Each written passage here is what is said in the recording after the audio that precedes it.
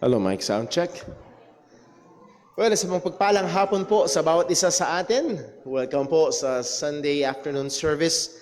This is the Jesus Christ Baptist Church. At yung inaanyayahan ng ating mga kapatiran na nasa labas na tayo ho'y magsipasok na. At kakatapos lang ho ng Joy Fellowship. Sinubukan nila na ilagay sa pagitan ng ating morning and afternoon service. Pero tingin ko ay medyo na ano yata sila. Medyo naipit ng kanilang schedule. So again, that's a trial. Susubukan lamang po yan kung yan po ay makakabuti. Well, bago tayo dumako ho sa ating paghahanda sa pagsamba, ilang mga announcements and reminders as we have said. Next Sunday, Lord's Day, but also, in a cherry on the top nga ay Mother's Day. So inanyahan po ang lahat ng mga nanay. Kung inyong nanay ay hindi nakakasama dito sa church, pwede kayong maglambing ng kaunti, nasamahan tayo dito sa church, and bigyan parangal ho natin ang mga ina ng tahanan. And we prepared some gifts of token of appreciation. Of course, we can never repay ang sakripisyo, pagmamahal ng mga ina ng tahanan, but those tokens can be a good way to appreciate yung kanila pong ginawa para ho sa atin. Lalo na ho ang mga tapat na ina ng tahanan na hindi lamang ang pag-aalaga sa mga bata, kundi ang pagtuturo patungkol sa Panginoon ay patuloy ho nilang ginagampanan. And then pagkatapos ho niyan, nakatingin ho tayo, in 21 days, we'll be celebrating our 14th year church anniversary. As we have said, ang ating tema is United in the Gospel. Meron tayong pagkakaisa. Ang pagkakaisa natin ay sa Ebanghelyo ng ating Panginoong Hesukristo. We are in the same body through the Lord Jesus Christ, in the Lord Jesus Christ, through the gospel. So ang ating mga pag-aaral, sinimula natin kanina, no other gospel, and then sa mga susunod na Sundays, leading to our anniversary Sunday, ay nakasentro ho sa Ebanghelyo. So nakaput on hold ho muna ang ating serye sa Book of Romans chapter 11, and then tayo ho ay sa sentro sa mga bagay patungkol sa Ebanghelyo. So I would like to encourage everyone to pray for that, to be thinking of the gospel. And napakaganda ho yan na pagbulay-bulayan para ho sa ating pananampalataya. With that po, Lord willing, next Sunday ay magiging available na ho ang ating mga invitations, both digital invitation and then yung ating mga printed invitation. Pwede tayong mag-abot sa ating mga mahal sa buhay, kapitbahay. At yun din, pwede nating i-post and pwede nating i-forward sa ating hong mga social media. At Lord willing, makapag-anyaya ho tayo. At ang goal ho natin talaga ay makapakinig ang marami ng Ebanghelyo ng ating Panginoong Jesus. As we have been always doing yearly, ang ating hong celebration ng anniversary sa morning, we use the occasion to invite people, evangelistic, and then sa hapon ho, ang ating hong celebration and fellowship. Last year, in-adjust ho natin, ang ating gawain ay 3 p.m., natapos tayo ng around 5, and then nagkaroon tayo ng dinner fellowship, and then nagkaroon tayo ng mga games pagkatapos ho niyan. So pag-pray ho natin, we're looking forward to that same program at nawa ho ay maging aware at maging handa ho tayo. And then also, pag-pray ho natin ng iba pang mga parating na gawain. Ang isa hong malapit pagkatapos ng ating anniversary ay ang our Interchurch Sports Fellowship. May nag-iimbita sa atin actually ng malakihan, 7 churches, pang-8 tayo, medyo malayo-layo. Yun nga lang, pag ganun, sigurado, ang isasabak lang natin yung mga mahuhusay kasi gusto nating manalo. Pero Lord willing, ang atin hong i-maintain yung ating fellowship with JCBC Pandi. Hanggat hindi tayo nananalo sa kanila, huwag muna tayong lumuwas. Gapiin muna, biro lang. Maganda makapag-fellowship po tayo sa kanila at tingin ko, mas magiging beneficial ho yun sa atin. So wait for further announcement. If not June, ay August natin gagawin. Doon lamang may mga holidays. I believe June 12, June 16 ay both holidays. And then also August 21 at saka August 26, kung tama ang alala ko sa kalendaryo, are also holidays. So pag-pray ho natin at titinapan ho natin, pag-aaralan pa ho natin kung alin ang the best. Kung naalala nyo, last year, August 21, ang ganda nung panahon. Nung natapos na tayo, bumagsak na napakalakas sa ulan. So, again, naging mabiyaya ang Panginoon sa atin. So pag-pray ho natin, nakahanap din tayo ng magandang venue para ho sa ating sports fellowship. Okay. So yun ho ang ating mga announcement and reminders. Hingi para ho namin ang inyong pasensya sa amin ho ang pagkukulang nagplano. In-announce natin sana ang church t-shirt natin, ang design, pero hindi ho. Tingin ko masyado nang magiging, sa term ay ngarag, masyado nang magiging apura kapag ipinilit pa ho natin at baka magkaroon ho ng mga mishap. So rather than that, ay Lord willing, next year ho ay ilulunsad ho natin ang ating hong church shirt. Okay, so yun ho ang ating mga announcements and reminders. Liba na lang kung meron akong nakakalimutan. Siguro ho, Lord willing, ang ating mga ladies ay pwede nang magplano ng volleyball fellowship. And then kaakibat niyan ulit, pwedeng magdaos ulit ang mga men ng basketball fellowship para practice na rin para sa parating ho na interchurch fellowship with JCBC Pandi. Okay, with that as our announcements and reminders, tayo ho ay dadako sa paghahanda sa pagsamba at magkaroon ho tayo ng sandali ng tahimik at personal na pananalangin. Hingin natin ng tulong, gabay at maging ang pagsiyasat ng Panginoon sa atin upang tayo ay ihanda sa pagsamba sa Kanya. Let us pray.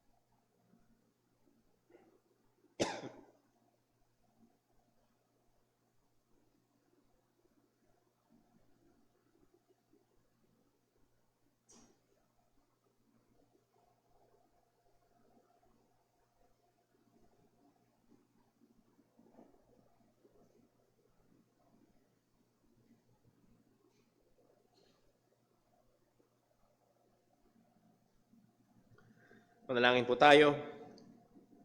Panginoon Diyos, aming Ama sa langit, kami po ay nagpapasalamat sa iyo sa iyong dakilang pag-ibig, biyaya at kahabagan na nagbigay sa amin ng kaligtasan sa pamamagitan ng aming Panginoong Hesukristo. At Lord, pinupuri ka namin sapagkat ikaw rin ang nagbigay ng kaparaanan upang kami ay makalapit sa iyo. At upang kami, Panginoon, ay magkaroon ng pribilehyo na makapag-alay sa iyo ng pagsamba. O Panginoon, naming inaalaala na hindi sa aming husay, hindi sa aming kasigasigan, kundi o Diyos, sa pamamagitan ng aming Panginoong Hesus lamang, o kaya kami maaaring makapag-alay ng katanggap-tanggap na pagsamba. Tulungan mo nawa kami, O Diyos, una sa lahat, bantayan mo po at paalalahanan kami maging mapagbantay sa aming mga puso. Napakadali, O Diyos, na mapunta sa ibang mga bagay. Tulungan mo kami na ituon ang aming mga sarili sa pagbibigay puri sa iyo. Nawa, O Diyos, sa bawat bahagi ng gawain, tunay nga na maitaas ka namin. Sa pananalangin, sa pagbabasa ng iyong salita, O Diyos, sa aming pag-awit. Nawa ang mga katotohanan na laman-laman ng mga awit, Panginoon, ay lalong magbigay sa amin ng mas malinaw na pagkakilala sa iyo. At magdulot sa amin ng tunay na papuri. Tunay, Panginoon, na lalo pang pagkamangha, lalo pang satisfaction sa iyo. O Diyos, awatin mo kami sa mga bagay sa sanlibutan. Tulungan mo kami, Panginoon, na tunay niyang itingin sa mga bagay sa itaas ang aming mga mata at hindi sa mga bagay dito sa lupa. Tulungan mo kami mag-ipon ng kayamanan sa langit. Mabuhay, O Diyos, para sa mga eternal na bagay. Ama, tulungan mo rin kami, O Diyos, habang kami naririto sa lupa, nakikipaglaban sa kasalanan. Patuloy, O Diyos, ang iyong iglesia sa dakong ito ay maging matibay na bantayog ng iyong katotohanan. Lord, loobin mo po nawa na mula sa mga mananampalataya sa iglesyang ito, tumawag ka ng mga dagdag na manggagawa. Ikaw ang nag-utos sa aming Panginoon. Bilang ikaw na Panginoon ng anihan, O Diyos, we ask for your mercy to send forth more laborers unto your harvest.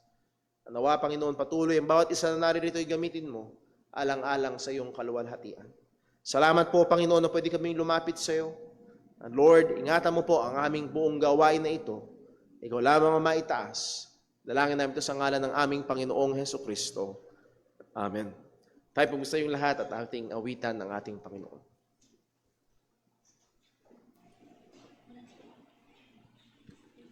Tayo po umawit.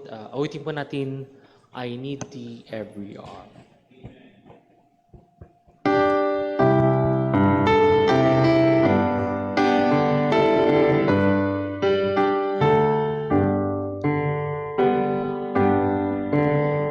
I need thee every hour, most precious one. No tender voice like thine can peace afford. I need thee, oh, I need thee. Every hour I need thee. Oh, bless me now, my Savior. I come to thee. I need thee every hour. Stay thou nearby. Temptations depart when thou art nigh. I need thee, oh, I need thee. Every hour I need thee. Oh, bless me now, my Savior. I come to thee. I need thee every hour. Enjoy your name. Come quickly and abide. Your life is vain. I need thee, oh, I need thee. Every hour I need thee. Oh, bless me now, my Savior. I come to thee. I need thee every hour. Teach me thy way, thy promises so rich in me fulfill. I need thee, oh, I need thee. Every hour I need thee. Oh, bless me now, my Savior. I come to thee. I need thee every hour. Most holy One. Oh, make me thine indeed, thou blessed Son. I need thee, oh, I need thee. Every hour I need thee. Oh, bless me now, my Savior. I come to thee.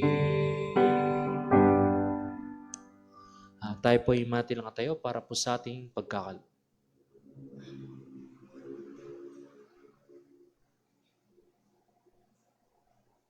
Sabay-sabay po nating basahin ang Bible passage for giving mula sa 2 Corinthians chapter 9 verse 6 to 8.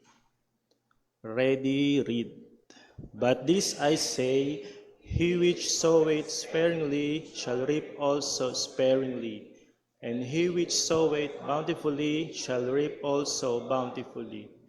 Every man according as he purposeth in his heart, so let him give, not grudgingly or of necessity, for God loveth a cheerful giver. And God is able to make all grace abound toward you, that ye, always having all sufficiency in all things, may abound to every good work. Manalangin po tayo. Aming Ama, Diyos na makapangyarihan sa lahat, tuloy kaming lumalapit sa inyo, kami ay nagpapakumbaba sa inyong harapan, kami ay kikilala na isang makasalanan, Panginoon. Kaya patuloy kami nagpapasalamat sa aming Panginoong Hesukristo na namatay sa krus, Panginoon, at muling nabuhay, Panginoon. Maraming salamat, Panginoon, sa oras na ito, kami ay magkakaloob, Panginoon, Siyasatin niyo, Panginoon, ang aming puso't isipan nang kami ay makapagbigay ng tama, Panginoon, at kayo lamang ang aming maitaas. Salamat din, Panginoon, sa oras na ito. Magamit, Panginoon, ang mga kaloob upang sa mga hindi pa nakakakilala, Panginoon, ay maabot nito, Panginoon. Salamat din, Panginoon, sa oras na ito. Siyasatin niyo, Panginoon, ang aming puso't isipan at ihanda bilang sentro ng aming gawain, Panginoon, ang pakikinig ng inyong salita, Panginoon. Nawa alisin niyo, Panginoon, ang mga alalahanin namin sa isip, sa puso, Panginoon, upang ang inyong salita lamang ang maging sentro, Panginoon, ng aming isip sa oras na ito, Panginoon. Maraming salamat, Panginoon, sa inyong walang hanggang pag-ibig, Panginoon, sa amin, Panginoon. Tinataas namin ang inyong pangalan. Ito pong amin dalangin sa pangalan ni Jesus. Amen.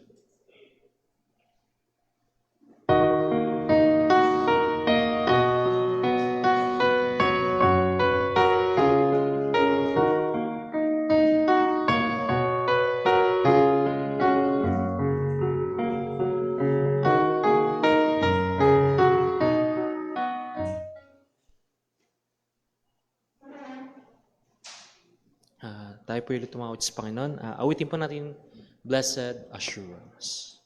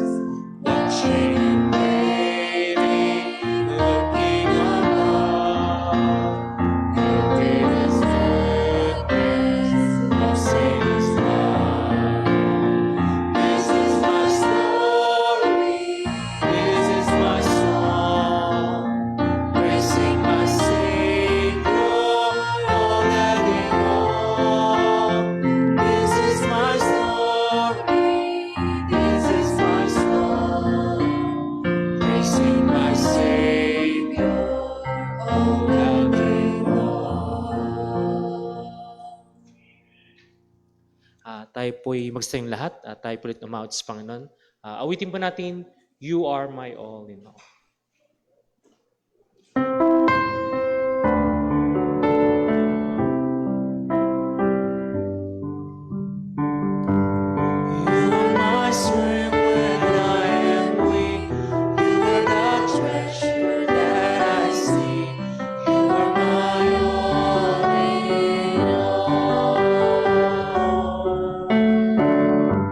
Seeking you as a precious jewel.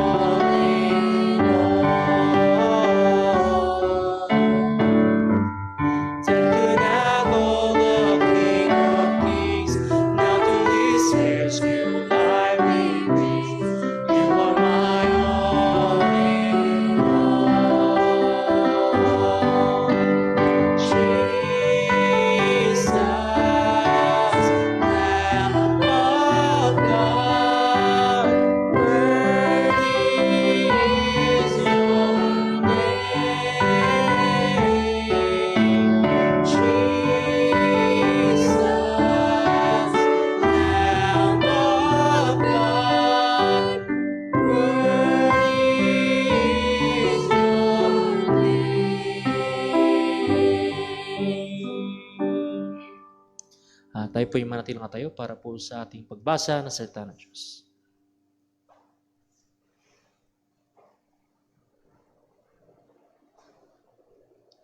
Tayo naman po ay magpuri sa Panginoon sa pamamagitan po ng pagbasa sa ating pong talata na manggagaling po sa libro ng mga gawa, chapter 13, verses 13 to 41. Sabay-sabay po nating basahin. Ready, read. Mula sa Paphos, naglayag si Pablo at ang kanyang mga kasama hanggang sa Perga sa Pamphylia, ngunit iniwan sila ni Juan at nagbalik sa Jerusalem. Nagpatuloy sila mula sa Perga hanggang Antioquia ng Pisidia. Nang araw ng Sabat, pumasok sila sa sinagoga at umupo. Matapos ang pagbasa mula sa utusan at sa mga propeta, nagpasabi sa kanila ang mga tagapamahala ng sinagoga, "Mga kapatid, kung mayroon kayong salitang magpalakas ng loob ng mga tao, sabihin ninyo." Kaya't tumindig si Pablo at matapos senyasan ang mga tao upang tumahimik, ay nagsabi, "Mga Israelita at kayong may takot sa Diyos, makinig kayo.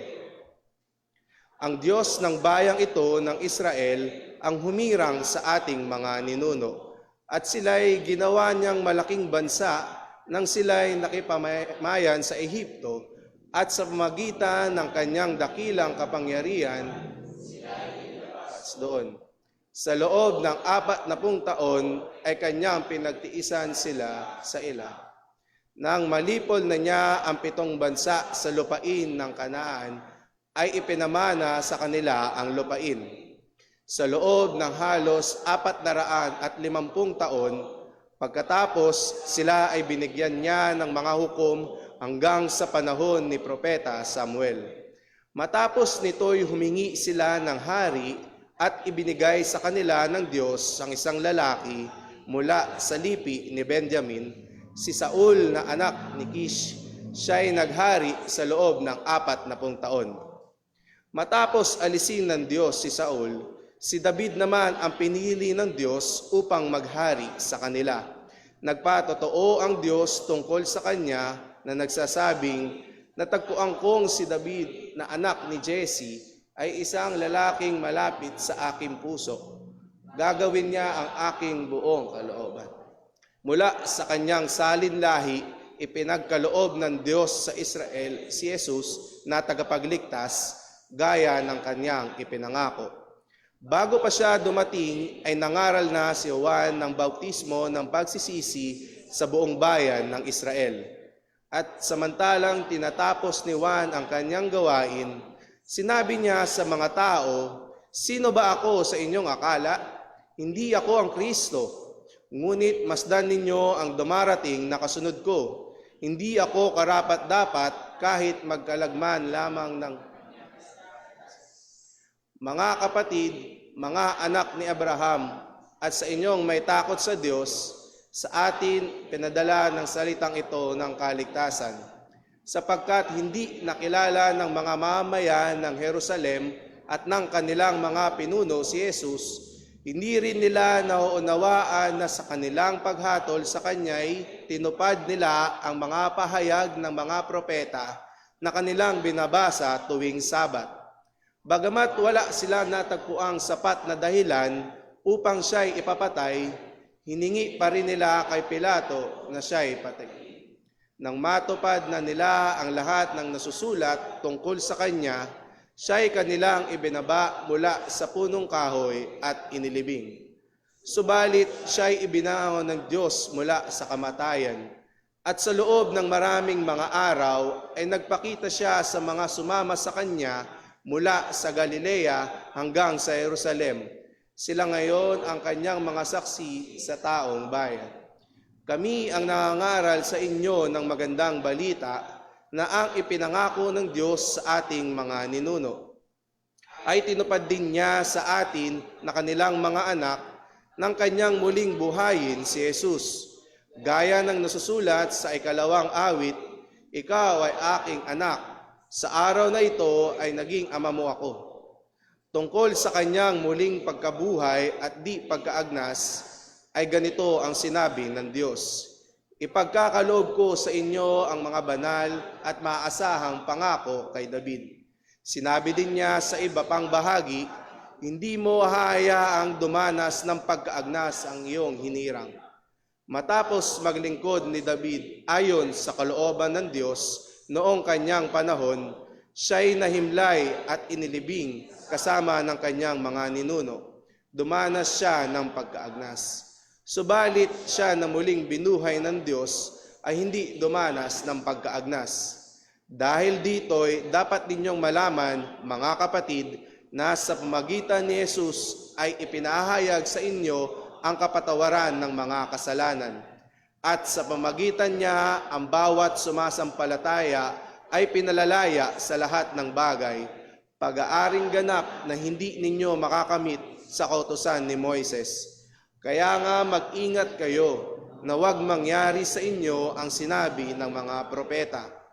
Tingnan ninyo, mga mapanlibak, manggigilalas kayo at mapahamak, sapagkat isasagawa ko sa inyong panahon ang bagay na hindi ninyo mapaniniwalaan kahit sabihin sa inyo ng sino man. Purihin po ang ating Panginoon sa pagkabasa po ng kanyang salita. Tayo po ay magsiupo.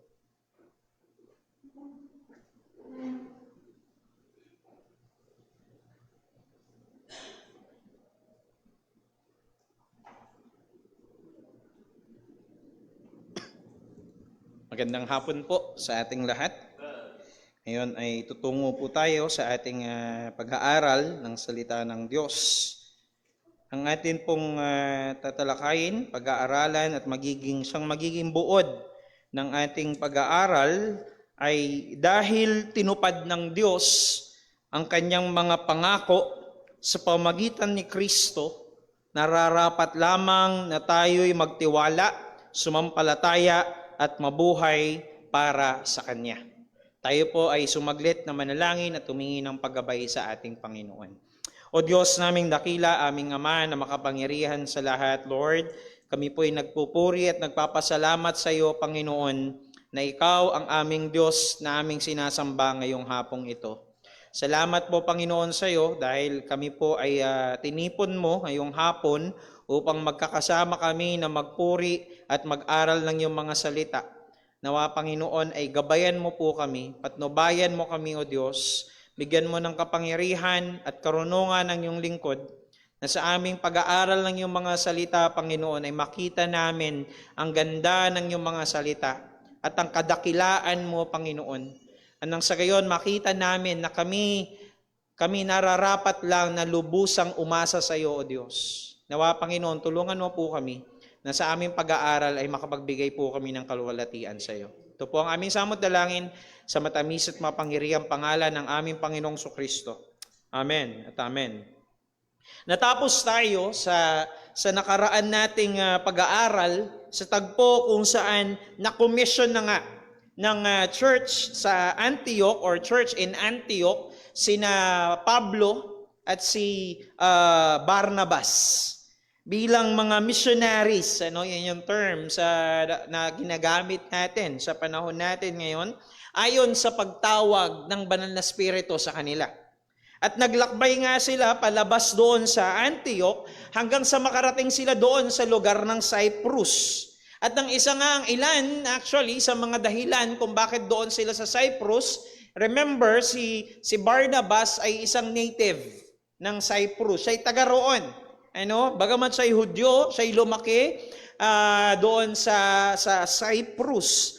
At ang isa sa mga dahilan pa ay dahil maraming mga Hudyo na nakatira during that time sa panahon na yon doon sa lugar ng Cyprus. At dumating nga yung panahon na nalibot na ni Apostol Pablo at maging ni Barnabas at kasama si John Mark. Remember, ito yung kanilang katuwang sa kanilang ministry. Nalibot na nila yung buong isla ng Cyprus until such time na mapansin sila ng gobernador ng Cyprus. Walang iba kundi si Sergius Paulus, si Gov. Ipinatawag niya itong mga to. Ipinatawag niya sina Saulo, si Barnabas, maging si John Mark. Dahil umano, gusto niyang marinig. Gusto niyang marinig ang salita ng Diyos. But of course, we know na hindi pa ito yung klase ng spiritual hunger talaga sa salita ng Diyos. No, dahil una sa lahat, siya hindi mananampalataya. Itong klase ng kanyang paghahanap sa salita ng Diyos, bilang siya'y isang man of intelligence, yan ang sabi ng talata, siya'y naghahanap pa ng, kumbaga meron siyang hunger for more knowledge. Naghahanap siya kumbaga gusto niya na mas marami, mas dumami pa, mas lumawak pa yung kanyang kaalaman, mas tumalino pa siya ng tumalino. At ang nangyari nga ay naroon na tayo ngayon doon sa tagpo kung saan sina Apostol Pablo, si Barnabas, maging si John Mark ay naroon na sa harapan ni Sergius Paulus. At nangangaral nga si Apostol Pablo sa kanya, ine-explain ang nilalaman ng ebanghelyo at ang nangyari, merong nasa gilid niya, maaaring nasa gilid, katabi niya lang o maaaring nasa likuran niya na isang magi, isang magician, na ang ginagawa niya, kinokontra niya ng kinokontra yung mga pangangaral ni Apostol Pablo at ni Barnabas. Bakit? Dahil ayaw niya na ma-convince, ayaw niya na ma-convert itong si Gov sa Christianity. At ang nangyari, pinansin siya ni Apostol Pablo. Siya'y nirebuke, siya'y pinagsabihan, at nagpataw si Apostol Pablo ng parusa sa kanya ang Panginoon ng temporary blindness.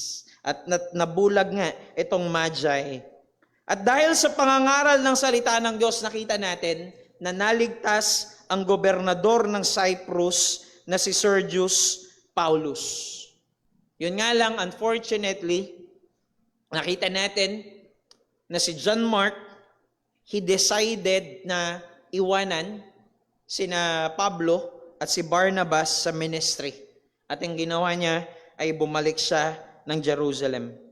Very, very unfortunate itong tagpo na ito na mangiiwan si John Mark sa ministry.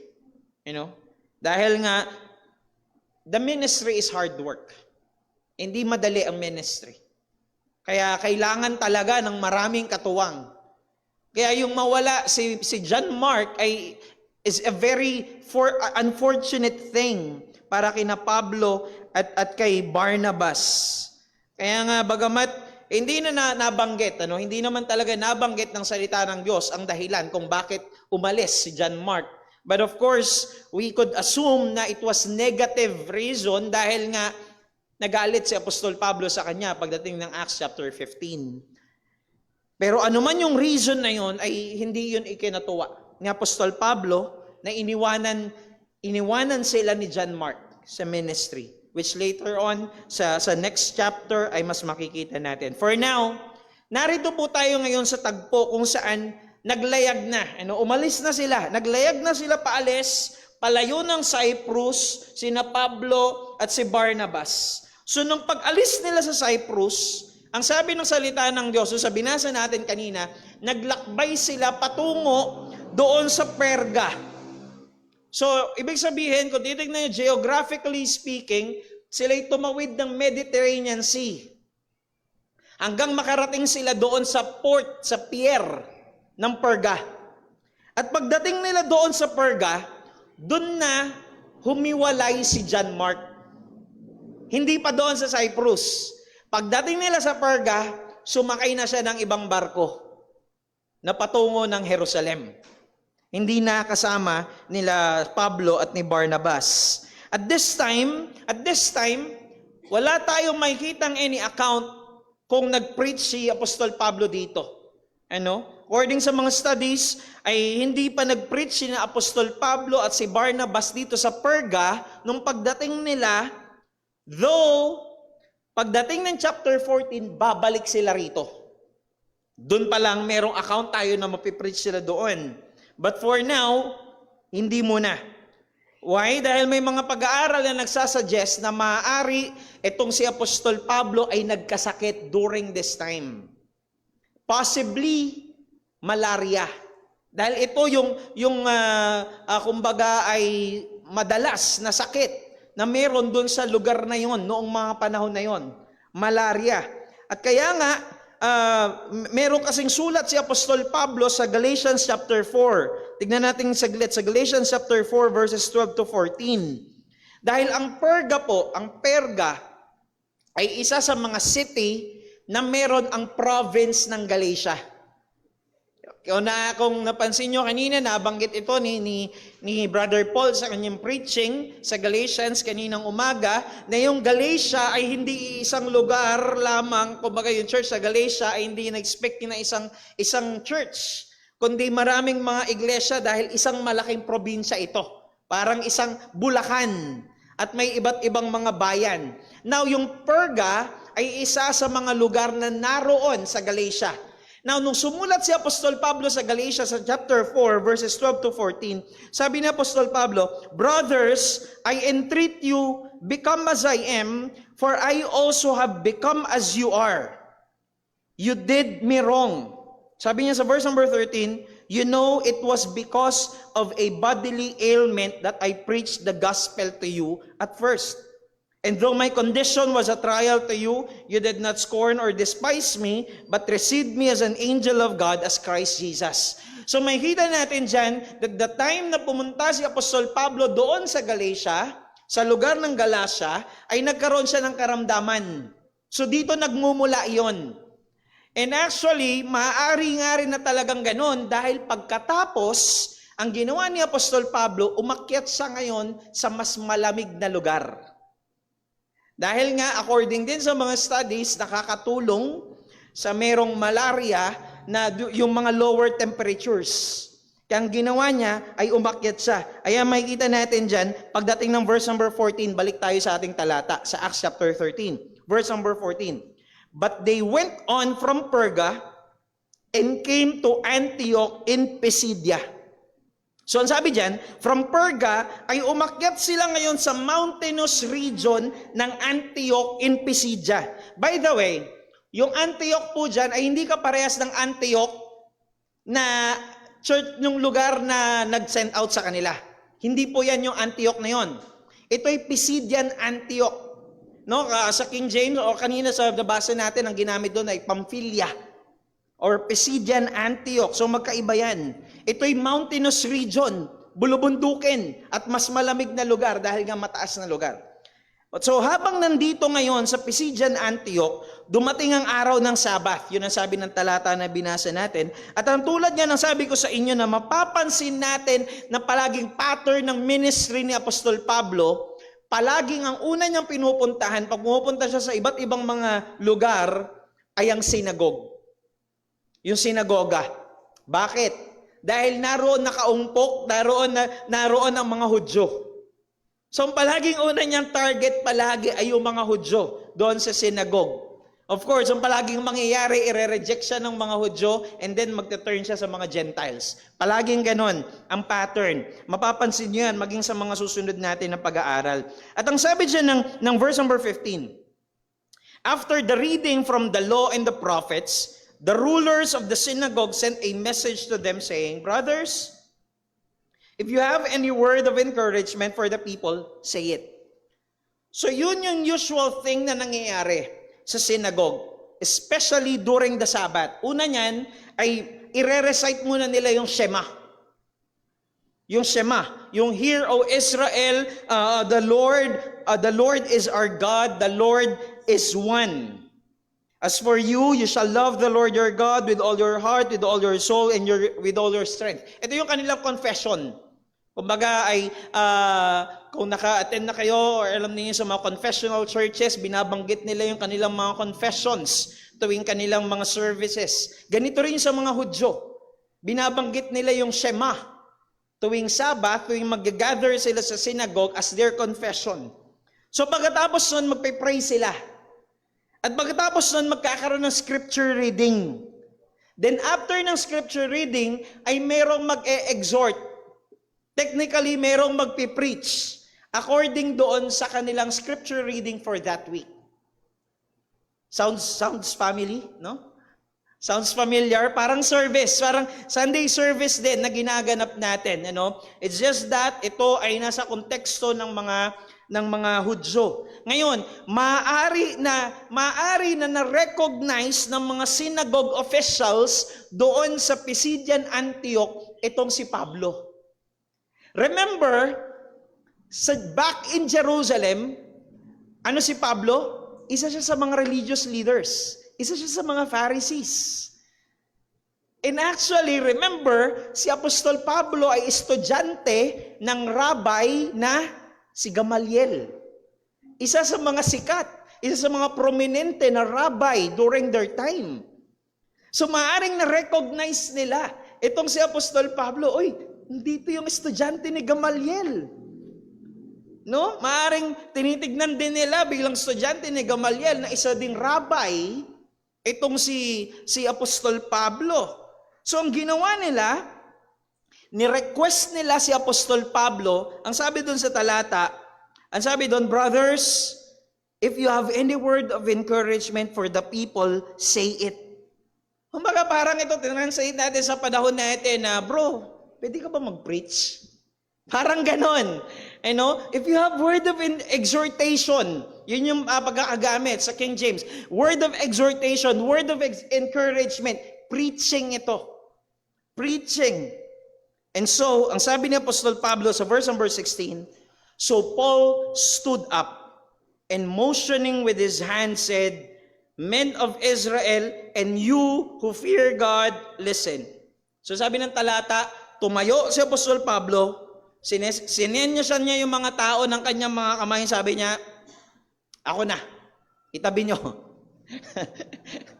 Hindi po ganon, ano? Yung motioning of his hand, ang ibig sabihin niya na ipinatatahimik niya sila. Listen. Kumbaga, ay kinukuha niya yung atensyon nila. Nang ibig niyang sabihin, importante itong sasabihin ko. Makinig kayo. At ang kanyang bungad, ang sabi niya, men of Israel and you who fear God, listen. Yung men of Israel dyan, of course, yung mga Hudyo. At yung those who fear God naman, ay yung tinatawag na mga God-fearers. Kung naalala nyo sa mga nakaraan natin pag-aaral, remember,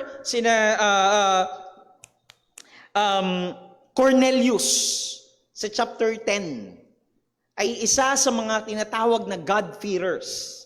So yung those who fear God, hindi lang yan basta general na mga taong natatakot sa Diyos, kundi particular to na group of people na sila yung mga tinatawag na converts to Judaism. Kaya nga ibang term dyan ay proselyte. Sila yung mga Gentiles na na-convert sa religion ng Judaism. So ang tawag sa kanila ay God-fearers or mga proselytes. And yes, yun nga, ang isa nga dyan ay si Cornelius. So merong dalawang grupo ng audience dito. Yung men of Israel, yung mga Hudyo, tapos yung those who fear God, yung mga proselytes or yung mga God-fearers. So ititake ni Apostol Pablo ngayon to as God-given opportunity to preach the gospel to them para maipakilala sa kanila ang Panginoong Hesukristo. Now, yung preaching niya, dito tayo ngayon magpo-focus, which hahatiin natin sa tatlong bahagi. Una, Jesus, the climax of history. Pangalawa, Jesus, the fulfillment of prophecy. Pangatlo, Jesus, the justifier of sinners. Una natin tignan, yung unang bahagi, Jesus, the climax of history. Makikita natin dito na si Kristo yung rurok. Si Kristo yung climax, siya yung kasukdulan ng kasaysayan. He is the climax of history. Alam niyo po, para sa karamihan ng mga atheists, para sa karamihan ng mga taong hindi naniniwala na mayroong Diyos, for them, life is meaningless. Walang kabuluhan. Walang kabuluhan ang buhay. Basta dadaan lang yung maraming araw, sisikat yung araw sa umaga, tapos sulubog sa hapon, paulit-ulit lang yun. Basta mangyayari lang yun ang mangyayari yung mga bagay na yun araw-araw without any purpose. Sabi nga ng isang philosopher na si Jean Paul Sartre, sabi niya, I was just thinking that here we sit, all of us, eating, drinking, to preserve our precious existence. And really, there is nothing. Nothing. Absolutely no reason for existing. Ganito ang kanilang pananaw sa buhay. Basta kumakain lang tayo'y nakaupo, tayo umiinom, without any purpose at all. Walang purpose yung ating existence. Life is meaningless. So everything happens for no reason at all.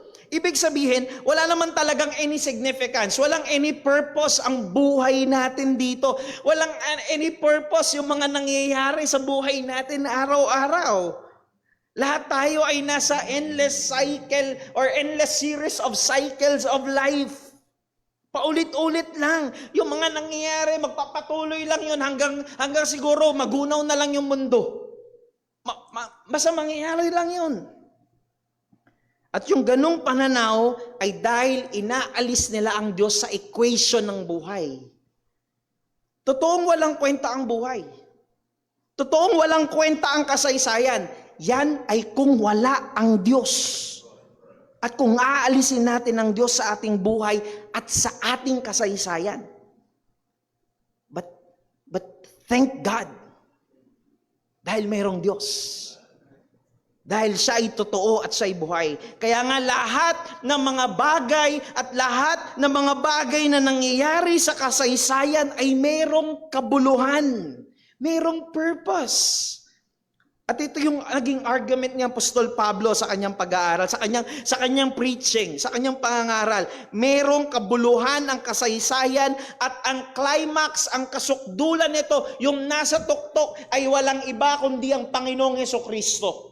Sabi niya sa verses 17 to verse number 22, the God of His people Israel chose our fathers and made the people great during their stay in the land of Egypt, and with uplifted arm, He led them out of it.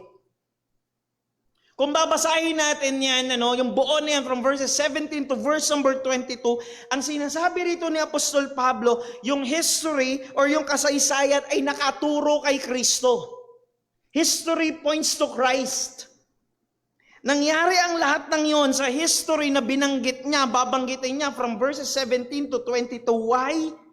Dahil ang pinaka-purpose ng lahat ng yan ay ihanda ang pagdating ng tagapagligtas na si Jesucristo. Kumbaga, nangyari ang lahat ng yon para ilatag ang lahat ng bagay sa pagdating ng Mesiyas. Pero si Apostol Pablo ay isang magaling na communicator. Siya isang magaling na public speaker. Kaya nga bagamat alam natin na ang Diyos naman talaga ang nagbibigay ng kapangyarihan, no? Ang Diyos naman talaga yung may kakayahan na mangusap sa puso natin. Ang Diyos talaga yung nagbabago. Ang Diyos ang nagbubukas ng tainga para pakinggan ang kanyang mga salita.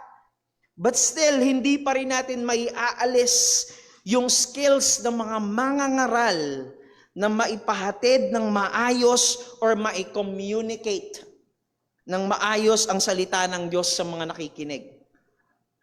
If you're paying attention, isa ito sa mga naging punto kanina sa ating Sunday school, na ating ipapractice ang ating gifts skillfully para sa Panginoon. Hindi ito parang, ang Diyos naman pala ang mangungusap Ang Diyos naman pala yung yung magbubukas ng puso So kahit monotone na lang yung gawin natin. Kaya nga mga kapatid, tayong lahat ay dapat na magkaisa, mag-ibigan at sama-samang magbigay ng kalwalatian sa Panginoon. Amen? Hindi ganoon. May mga skills na meron ng isang mangangaral, ginagamit niya yon, inilalagay niya yon sa kanyang pangangaral para ma-communicate niya ng maayos yung salita ng Diyos sa mga nakikinig habang lubusang nakaasa sa paggawa at pagkilos ng Panginoon. Parehas yon. Hindi to either or. Ginagamit ng mangaral yung kanyang skills to communicate the truth. But at the same time, siya'y lubusang nakaasa sa Panginoon. At ganun din ang ginawa rito ni Apostol Pablo. Hindi siya basta-basta lang na, sige, si Kristo yung ipapangaral ko, kaya diretsuhin na natin agad. Without considering ang kanyang mga audience at kung ito bang mga taong ito ay makikinig man lang sa mga sasabihin niya. Kaya nga ang unang ginawa rito ni Apostol Pablo ay sinigurado niya na makukuha niya muna yung atensyon nila. Na makukuha niya muna yung atensyon ng mga nakikinig sa kanya. Sinigurado niya makakakonekta siya sa mga nakikinig. At dahil nga mga Hudyo, dahil mga proselytes into Judaism yung kanyang kausap, ang sabi niya sa verse number 17, the God of this people, Israel, chose our fathers. Sino yung people of Israel? Of course, sila yun mismo. Yung mga Hudyo na nakikinig. Sino yung God of Israel? Of course, yung Diyos na kinilala nila mula pa sa Old Testament. Sino yung fathers? Yung mga patriarchs. Sina Abraham, Isaac, Jacob, and si Joseph. Sila yung pinanggalingan ng bayang Israel. So sa first line pa lang ng preaching ni Apostol Pablo, nakuha niya agad yung atensyon nila. Pambungad pa lang niya, nakuha niya na agad yung atensyon nila. Sabi ni Apostol Pablo, ang Diyos ang siyang humirang sa ating mga ninuno. Ang Diyos ang siyang humirang sa mga ninuno ninyo.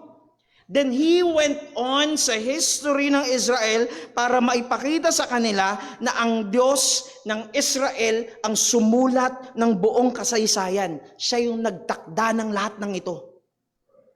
Siya yung gumagawa sa buong kasaysayan. Ang sabi ni Apostol Pablo, and I hope napansin ninyo sa pagbabasa pa lang natin ng salita ng Diyos. Ang sabi ni Apostol Pablo, di ba naalala ninyo kung paanong dumami ang lahi ng Israel habang nasa Ehipto? Tapos nung dumating ang panahon na inalipin ng mga Egyptians ang mga Israelita, ay ang Diyos ang naglabas sa kanila sa Ehipto. Ang Diyos ang naglabas sa kanila. Paano silang nakalabas? Again, hindi dahil magaling sila. Hindi dahil na-convince nila si Pharaoh. Well, after all, hindi nga nila ma-convince si Pharaoh.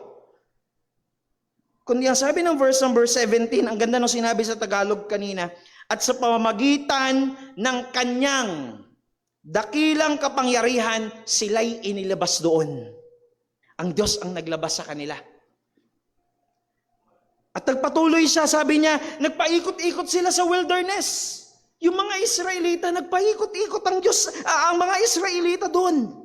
Pero ang sabi ni Apostol Pablo sa kanila, naroon ang Diyos na ine-exercise ang kanyang pagtitiis at ang kanyang pasensya sa mga stiff-necked o matitigas na ulo ng mga Israelitang ito. Naroon pa rin ang Diyos. At hanggang malipol nila yung 7 bansa doon sa loob ng Kanaan. Nakamit nila yon hindi dahil magagaling silang makipagdigma, kundi ang sabi ng salita ng Diyos, ibinigay sa kanila ng Diyos yung 7 bayan na yon. Nagwagi sila, hindi dahil magagaling sila, kundi dahil sa Panginoon. At ang sabi ni Apostol Pablo, sa loob ng 450 years, binigyan sila ng Diyos ng mga hukom, ng mga propeta, pero hindi sila nakontento na Diyos lang mismo yung naghahari sa kanila. Anong ginawa nila? Nag-request sila ng hari. At binigyan sila ng Diyos ng mga hari. Ang Diyos ang nagbigay ng hari magmula kay Saul. At ang Diyos din ang nagtanggal kay Saul.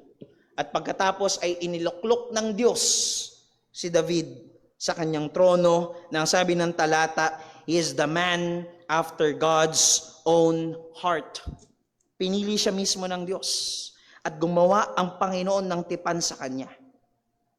At nung mailatag na ito ni Apostol Pablo, nilatag ni Apostol Pablo yung kasaysayan ng mga Hudyo. Nilatag ni Apostol Pablo yung kasaysayan ng mga Israelita. Ano ba yung nangyari sa history? Ano ba yung nangyari sa kasaysayan?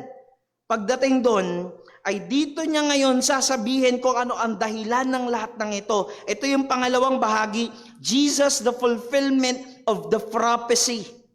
Ang lahat ng mga nangyari na yon sa kasaysayan ng Israel ay merong kabuluhan.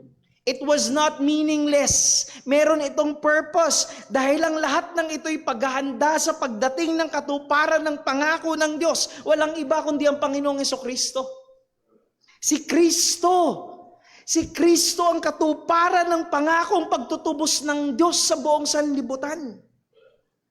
At matapos banggitin ni Apostol Pablo, sabi niya na si Haring David ang iniluklok ng Diyos because he is the man after God's own heart.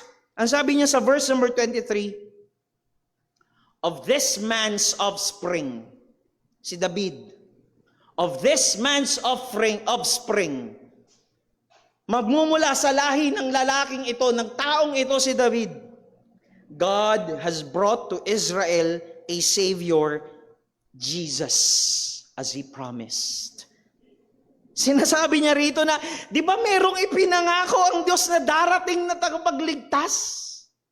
Dumating na siya. Siya si Hesukristo. Mula sa lahi na David, siya ang ipinangakong tagapagligtas na maging si John the Baptist. Ang sabi ng talata, no sa binasa natin, ni-recognize ni John the Baptist na merong darating pagkatapos niya na higit na dakila kaysa sa kanya. Yun ay walang iba kundi ang Panginoong Hesukristo. Again, si Kristo ang katuparan ng mga pangako ng Diyos. Lahat ng mga ipinangako ng Diyos doon sa mga ninuno ng Israel sa lumang tipan, ang lahat ng ito'y tinupad ng Diyos sa pamamagitan ni Kristo. At sa mga sumunod na talata, Apostle Paul addresses the listeners. Ito yung tinatawag sa public speaking na ethos, kung saan ang isang mangaral ay kokonekta hindi lamang sa isip ng mga nakikinig, kundi maging sa kanilang puso. Sabi niya sa verse number 26, brothers, mga kapatid, sons of the family of Abraham. Sino yun? Yung isang grupo, yung mga Hudyo. And he addressed the second group, and those among you who fear God, the God-fearers. To us has been sent the message of this salvation. Sabi niya, mga kapatid, mga anak ni Abraham, at mga God-fearers, mga proselytes, para sa atin ipinadala ng Diyos ang mensahe ng kaligtasan. So napakalinaw ng sinasabi rito ni Apostol Pablo, para sa kanila ang mensahe ng kaligtasan. Pero we know na ang nangyari doon sa Jerusalem ay tinanggihan ng mga Hudyo si Kristo. They've rejected Christ. Yung kanilang mga ninuno, yung kanilang mga religious leaders, lahat sila, tinanggihan nila si Kristo. Hindi nila kinilala si Kristo. Bagamat wala silang natagpuan na kahit anong kapulaan, wala silang natagpuan na kahit anong kasalanan, kahit anong kamalian kay Kristo, ay hiningi pa rin nila kay Pilato na patayin at ipako ang Panginoon. Pero ang sabi sa verse number 29 sa King James, and when they had fulfilled all that was written of Him, and when they had fulfilled all that was written of Him. Maaring ang akala ng mga Hudyo na ito ay nagapi nila ang Panginoong Hesukristo. Pero ang totoo ay nagtagumpay ang Diyos sa pagtupad ng kanyang mga plano. Si Kristo ay pinatay ng mga Hudyo, pinatay ng mga Romano, pero ang lahat ng ito'y bahagi ng plano ng Diyos upang maisakutuparan ang kanyang plano ng pagtutubos. At upang lalo pang maipakita rito ang katagumpayan ng Diyos sa kanyang mga plano, ang sabi ni Apostol Pablo sa verse number 30, but God raised Him, the Lord Jesus Christ, from the dead. Si Kristo ay ibinangon ng Diyos mula sa kamatayan. At ang sabi ng verses 31 to 33 doon sa Tagalog na binasa natin kanina, sa loob ng maraming mga araw ay nagpakita siya sa mga sumama sa kanya mula sa Galilea hanggang sa Jerusalem. Sila ngayon ang kanyang mga saksi sa taong bayan. Dito binibigyan niya ng diin ni Apostol Pablo na totoong nabuhay ang Panginoong Hesukristo. Bakit? Merong mga witnesses, merong mga saksi. At ang sabi niya sa verse number 32, kami ang nangangaral sa inyo ng mabuting balita na ang ipinangako ng Diyos sa ating mga sa ating mga ninuno. So ang ibig niya sabihin dito, tinupad ng Diyos yung mga pangako sa kanilang mga ninuno. Doon sa kanilang mga forefathers. But take note, hindi natapos doon. Verse number 33, ay tinupad din niya sa atin na kanilang mga anak ng kanyang muling buhayin si Jesus. Hindi lamang para sa kanilang mga ninuno yung pangako na ito ng Diyos. Hindi lamang para doon sa mga nabuhay sa lumang tipan, kundi ito'y para rin sa kanila na mga Hudyo, mga God-fearers na sumasampalataya kay Kristo. And guess what? Hindi lamang ito para sa mga Hudyo. Hindi lamang ito para doon sa mga God-fearers. Ang sabi ng Galatians chapter 3 verse number 29, Galatians 3 verse number 29, and if you are Christ's, then you are Abraham's offspring, heirs according to promise. Hindi na pinag-uusapan dito kung Hudyo ka o Hentil. Ang pinag-uusapan dito ay na kay Kristo ka ba? Ikaw ba ay na kay Kristo? Dahil ang sabi ng salita ng Diyos, kung ikaw ay na kay Kristo, whether Jew or Greek, whether Jew or Gentile, kung ikaw ay na kay Kristo, ikaw ay tagapagmana ng pangako ng Diyos kay Abraham. And now, sa pagpapatuloy ng pangangaral ni Apostol Pablo, ipinaunawa niya sa kanila na walang ibang tanging daan para sa katuwiran, kundi itong tagapagligtas na dumating. Walang iba kundi ang Panginoong Jesucristo. Number 3, Jesus the justifier of sinners. Ang sabi ng verse number 38 sa Acts chapter 13, let it be known to you therefore, brothers, that through this man, forgiveness of sin is proclaimed to you. Sa pamamagitan ni Kristo ay merong kapatawaran ng kasalanan. Kung tutuusin mga kapatid, kung tutuusin, yung mga kasalanan na ginagawa natin laban sa Diyos, walang kapatawaran. Walang hanggan yung kasalanan na ginagawa natin laban sa Diyos. Sobrang tindi. Sobrang laki sobrang bigat nung ating kasalanan na ginagawa laban sa Kanya na kung sa ating mga sarili lang, kahit anong hingi natin ng tawad, kahit anong pagsisisi natin ay hindi magiging sapat para mapatawad tayo ng Diyos. But forgiveness was made possible in Christ through this man. Sa pamamagitan ni Kristo ay nagkaroon tayo ng kapatawaran. Hiwalay kay Kristo ay hindi tayo mapapatawad ng Diyos. Kahit anong pagmamakaawa mo at paghingi ng tawad, pagsisisi, kung hiwalay kay Kristo ay hindi ka makakasumpong ng kapatawaran.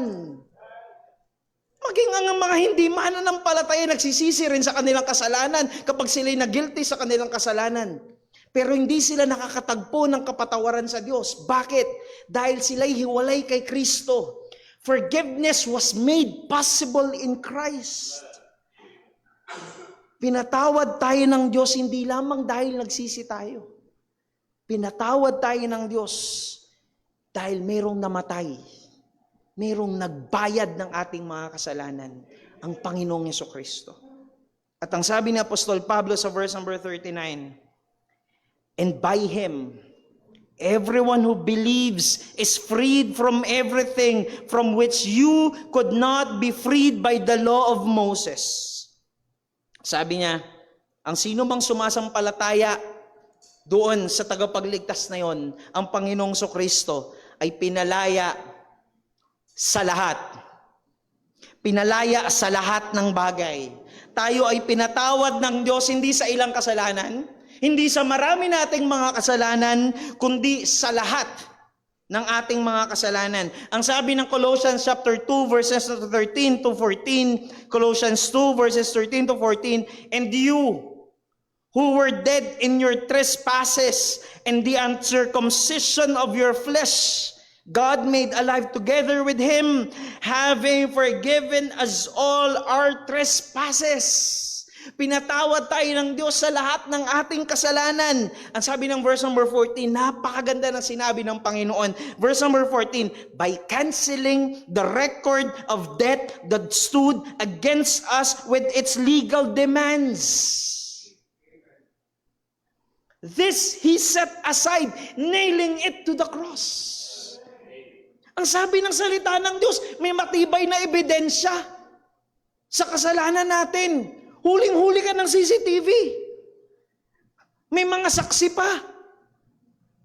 Alam ng Diyos ang lahat ng bagay na ginawa mo, ang lahat ng kasalanan na naglalaro sa isip mo. Maging ang mga kasalanan na pinagkatago-tago mo na maaaring dalin mo na sa hukay ng iyong libingan, ang lahat ng ito'y hindi lingid sa kaalaman ng Diyos.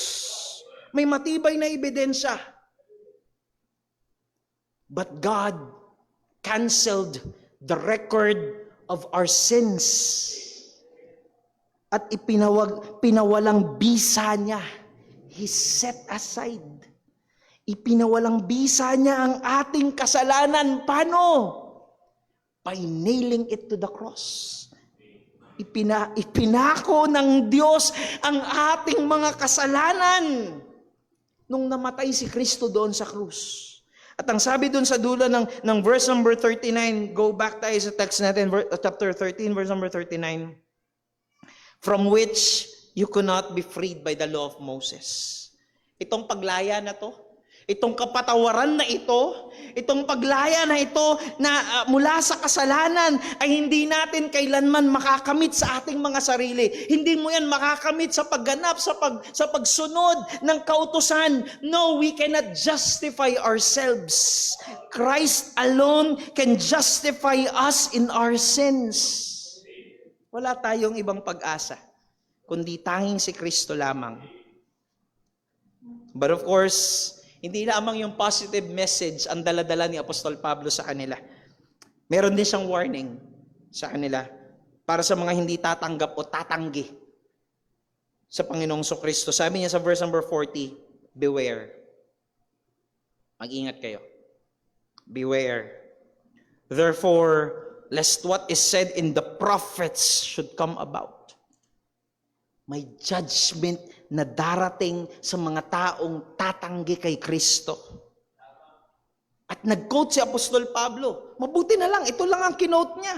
Napakaraming parusa na binanggit ng mga propeta, napakaraming kahatulan na binanggit ng mga propeta sa Old Testament.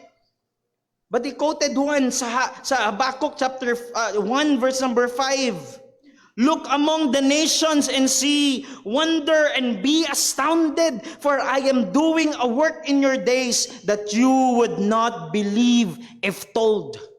Ito yung prophecy sa Old Testament para sa destruction ng Kingdom of Judah.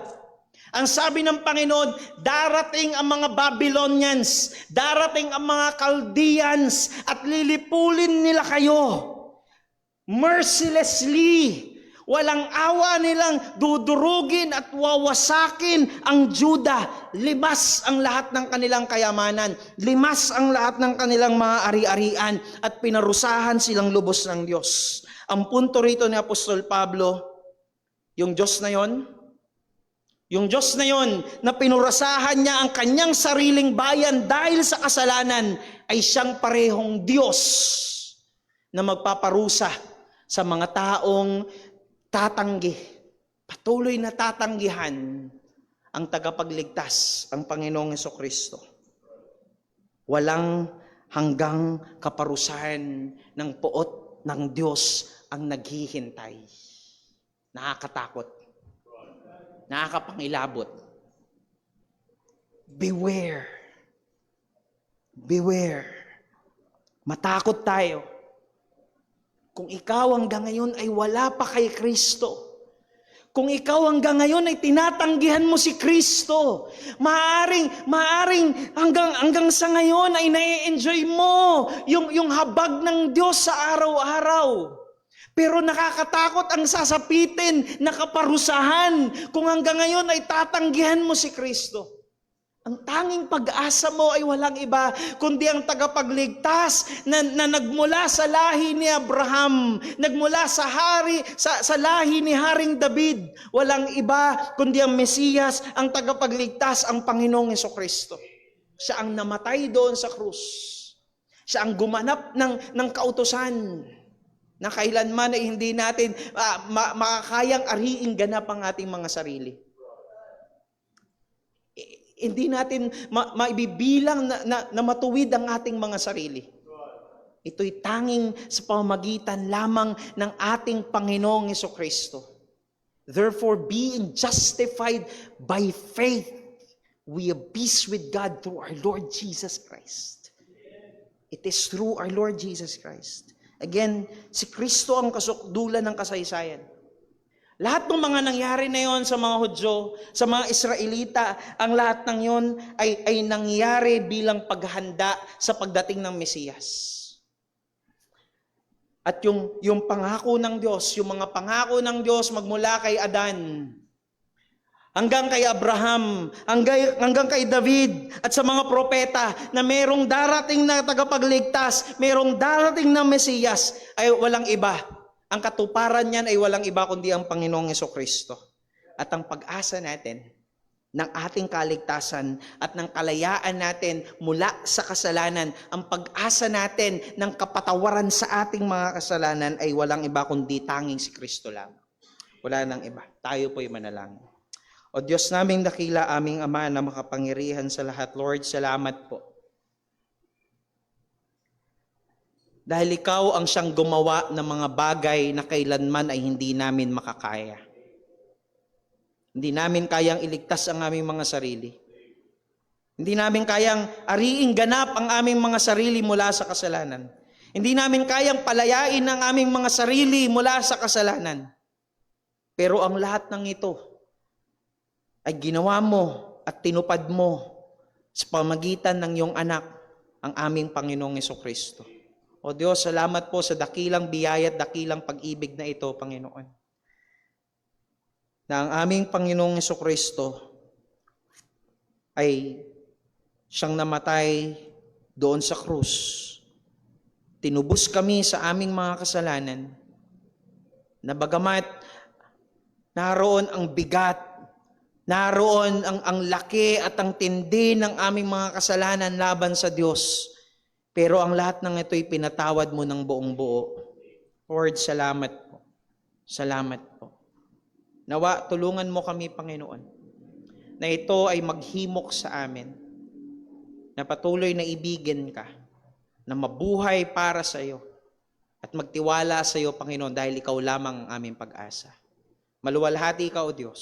Ito po ang aming samot dalangin sa matamis at mapangyarihang pangalan ng aming Panginoong Kristo. Amen. Amen. Tayo pong lahat ay magsitayo. Atin pong awitin ang ating pangwakas na.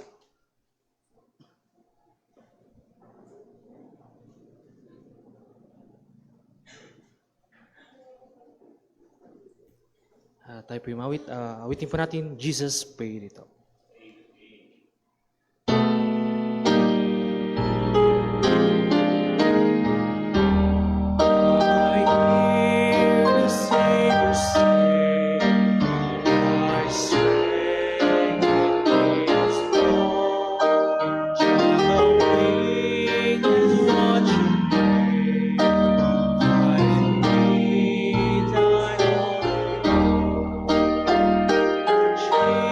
Jesus